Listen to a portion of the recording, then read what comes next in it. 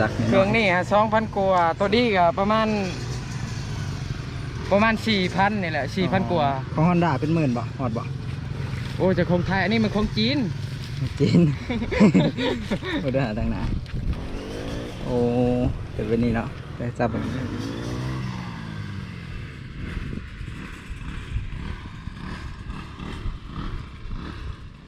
เนี่ยสังเกตทุกคน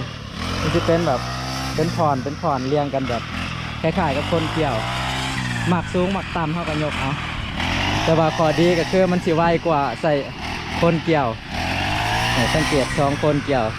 แล้วเกือบเบิ้ลให้แล้วเอามาเบิ้ลใกล้ๆว่าเขาเกี่ยวไปเลย